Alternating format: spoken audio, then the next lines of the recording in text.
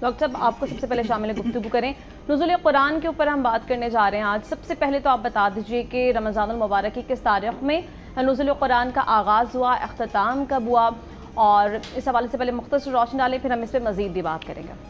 ان الحمد للہ ما بعد فاعوذ باللہ من الشیطان الرجیم بسم اللہ الرحمن الرحیم۔ قرآن کریم مسلمانوں کی زندگیوں میں ایک بنیادی اور کلیدی حیثیت رکھتا ہے۔ یہ اللہ تبارک و تعالیٰ کا کلام ہے اور اس کے متکلم خود اللہ تعالیٰ ہے۔ ہمارے مسلمانوں کی اور امت مسلمہ کی زندگیوں کا منشور قرآن کریم ہے، جس کو اقبال نے کہا تھا گر تمی خوائی مسلمان زیستن نیست ممکن جس با قرآن زیستن۔ اگر ایک مسلمان بن کر نوجوان تو زندگی بسر کرنا چاہتا ہے تو ایسی زندگی کا تصور قرآن کے بغیر ممکن نہیں ہے، جس کو اللہ تعالیٰ خود فرما رہے ہیں ان ھذا القرآن یہدی للتی ہی اقوم۔ دیکھو بے شک یہ اللہ کا کلام ہے اور یہ سب سے زیادہ سیدھی راستے پر سیدھی راہ دکھاتا ہے۔ جہاں تک نزول قرآن کا تعلق ہے، قرآن کریم نے اس کے لیے دو لفظ استعمال کیے ہیں، ایک انزال کا لفظ استعمال کیا ہے، ایک تنزیل کا لفظ استعمال کیا ہے۔ بل ہوا قرآن مجید فی لوح محفوظ، یعنی کہ انزال کا مطلب ہوتا ہے کہ یک بارگی نازل ہونا، یعنی کہ لوح محفوظ سے آسمان دنیا پہ یک بارگی نازل ہونے کو انزال کہا جاتا ہے۔ تنزیل کہتے ہیں تھوڑا تھوڑا آسمان دنیا سے حضرت جبرائیل امین کے ذریعے سے رسول اللہ صلی اللہ علیہ وسلم پر جستن تھوڑا تھوڑا تدریجاً تقریباً 23 سال کے عرصے میں نازل کیا۔ قرآن کریم کو باقی تمام الہامی کتابوں پر اعزاز بھی یہی حاصل ہے کہ پہلے جتنے بھی آسمانی کتابیں تھیں وہ یک بارگی نازل ہوئی تھی، اور قرآن کریم کو یہ اعزاز حاصل ہے کہ یہ حالات اور واقعات کے مطابق تدریجاً تھوڑا تھوڑا کر نازل کیا۔ آپ کو بھی شامل گفتگو کریں۔ پروفیسر صاحب آپ یہ بتا دیں کہ قرآن کریم کی روشنی میں اسباب نزول کی کیا اہمیت ہمیں بتائی گئی ہے اور کن مقاصد کے لیے اس کتاب کو نازل کیا گیا؟ بسم اللہ الرحمن الرحیم۔ کتاب اللہ اگر اس کا تمہیدی طور پہ بیانیہ کے طور پہ کہا جائے تو قرآن کتاب مقدس، قرآن کتاب انقلاب، قرآن کتاب ہدایت، قرآن کتاب رحمت اور قرآن کتاب شفا ہے۔ دنیا کائنات کی جتنی بھی کتابیں ہیں ان کے مقابلے میں سب سے اچھی اور بڑی کتاب اللہ ہے، اور اس کا سب سے بڑا ذات جو ہے وہ یہ اللہ تعالیٰ کی صفت ہے۔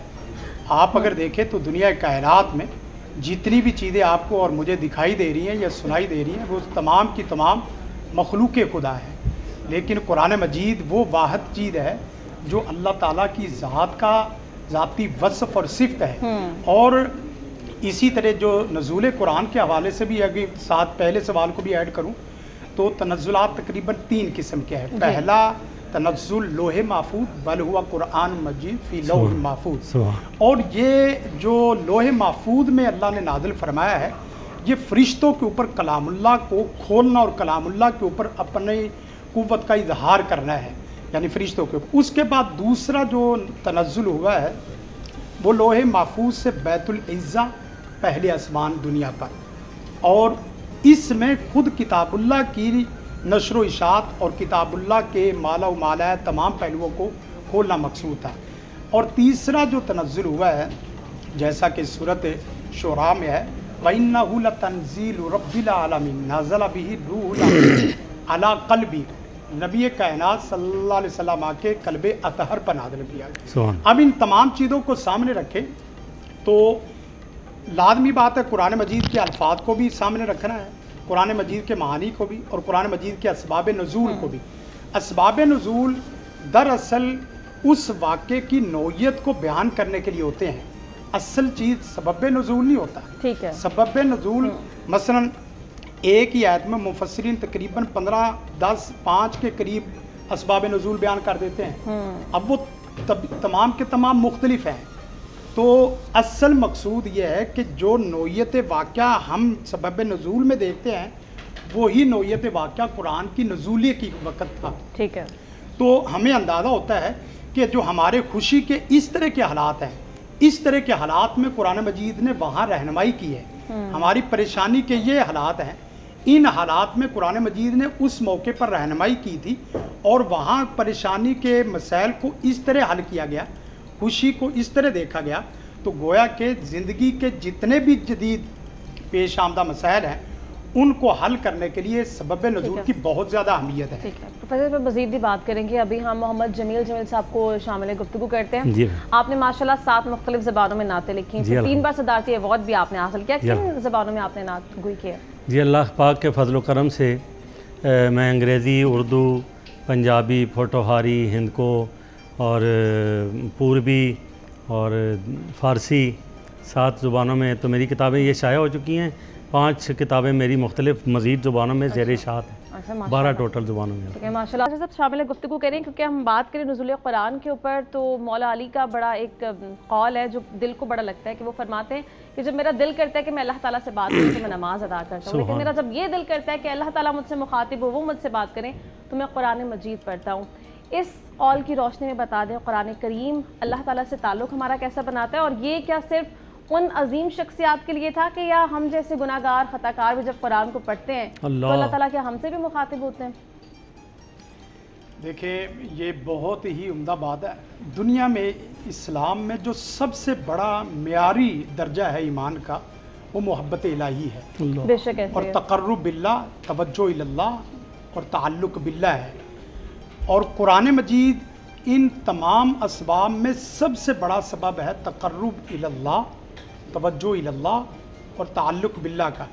یہی وجہ ہے کہ سیدنا علی رضی اللہ تعالیٰ عنہ اور امام ابن قیم علیہ رحمہ، امام ابن تیمیہ علیہ رحمہ، ان کے فرامین کے مطابق من احب ان یکلمہ اللہ، جو بندہ پسند کرتا ہے کہ اللہ اس سے ہم کلام ہو، فلیقرأ القرآن، چاہیے کہ وہ قرآن مجید کو پڑھے. اور قرآن مجید کو صرف پڑھنا ہی نہیں ہے، آپ اسے صرف محبت سے دیکھنا شروع کر دیں، آپ اسے محبت سے محسوس کرنا شروع کر دیں اور سینے سے لگائیں. شیخ الاسلام ابن تیمیہ علیہ رحمہ کے مطابق کہ آیات سکینت دنیا کائنات کا جتنا بھی غم جیسا پہاڑ آپ کے اوپر ٹوٹ جائے، صرف 6 آیات، پورے کلام کی اور قرآن مجید کی بات نہیں کرتا، 6 آیات آپ پڑھ لیں، آیات سکینت جسے کہا جاتا ہے. آپ کا جس طرح کا بھی غم ہے، مالی اعتبار سے، روحانی اعتبار سے، جسمانی اعتبار سے، گھریلو اعتبار سے، انفرادی اور اجتماعی مسائل کے اعتبار سے، اللہ تعالیٰ کی رحمت سے، کلام اللہ کی برکت سے وہ غم دور ہو جاتے ہیں. اور یہی ہے کہ جب آپ اللہ سے ہم کلام ہونا چاہتے ہیں تو نفل پڑھیں، اور جب دونوں مل کے کرنا چاہتے ہیں، یعنی کبھی اللہ آپ سے ہم کلام ہو اور کبھی آپ اللہ سے ہم کلام ہو اور کبھی دونوں اکٹھے مل کے ہو، تو پھر یہ طریقہ ہے کہ نفلوں میں قرآن مجید کی تلاوت شروع کر دیں، نفل بھی ہو جائے گا اور قرآن مجید کی تلاوت بھی ہو جائے گا. اور اگر بات کی جائے کہ ہمارے لیے ہی یا ان کے لیے ہے، قرآن مجید نے یا ایھا الناس کہا ہے لفظ کہ اے لوگو، جس میں نہ صرف مسلمان ہے بلکہ دنیا کائنات کی پوری انسانیت ہے. اور وہاں بڑے پیارے لفظ ہے یا ایھا الناس قد جاءتکم موعظہ، دنیا کائنات کا سب سے بڑا موعظہ حسنہ اگر کوئی ہے تو وہ کلام اللہ ہے. اور اسی طرح فرمایا موعظۃ حسنہ اور وشفاء لما فی الصدور، دنیا کائنات کے جمیع امراض کے لیے اگر کوئی کتاب شفا ہے تو وہ کتاب اللہ ہے. حتیٰ کہ یہ کہ امام ابن قیم علیہ رحمہ نے فرمایا کہ اور حدیث کے مطابق دنیا کا کوئی بڑے سے بڑا مرض ایسا نہیں ہے جس کی سب سے بڑی شفا کلام اللہ نہ ہو. اور اسی طرح فرمایا یا ایھا الناس قد جاءتکم موعظۃ من ربکم وشفاء لما فی الصدور وہدی، دنیا کا سب سے بڑا ہدایت نامہ قرآن مجید ورحمہ. آپ غموں سے ٹوٹے ہوئے ہیں، پریشانیوں میں ڈوبے ہوئے ہیں اور چکنا چور ہو چکے ہیں، حتیٰ کہ آپ مایوسی کے اس عالم میں پہنچ گئے ہیں کہ خودکشی کر لیں. میں اللہ سے ڈر کے کہتا ہوں کہ محبت بری آنکھوں کے ساتھ قرآن مجید کو دیکھ لو، آپ کے غموں کو ایسے لے جائے گی جیسے لے جانے کا. شہاب نامے میں ایک چھوٹی سی بات لکھی ہے، تو انہوں نے بہت عمدہ واقعہ کہ ایک صاحب ان کے عمل سے اور ان کی مرنے کے بعد ان کی قبر سے کچھ ایسی خوشبو اور اس طرح کی چیزیں محسوس ہونی شروع ہوئی. بیوی سے پوچھا کہ ان کا کیا عمل ہے؟ کہنے لگی کہ سادہ سمپل نمازی آدمی اور اخلاق اپنانے والا، اور تو کوئی عمل نہیں. لیکن یہ ہے کہ جس وقت مایوس لوٹے تو پھر اس نے کہا کہ ہاں دیکھو، یہ اللہ کا بندہ سادہ تو تھا لیکن ایک عمل اس کا بہت عمدہ تھا، پڑھا لکھا ہوا نہیں تھا روزانہ فجر پڑھتا، الماری کی طرف جاتا، قرآن لیتا اور قرآن کھول کے انگلیاں اس طرح پھیرتا جاتا ہر لائن کے اوپر، کہتا یا اللہ میں اس قرآن کو پڑھ تو نہیں سکتا، اس کو سمجھتا تو نہیں ہوں، لیکن جو تو نے اس لائن میں کہا ہے وہ بھی حق ہے اور جو تو نے اس لائن میں کہا ہے وہ بھی سچ ہے۔ اللہ اس طرح وہ روزانہ قرآن مجید کے 1-2 صفحوں پہ انگلیاں پھیر کے حق حق سچ کہہ کے بند کر دیتا۔ اور یہ ادا اللہ تعالیٰ کے نزدیک اس کی محبوب ادا بھی بن گئے۔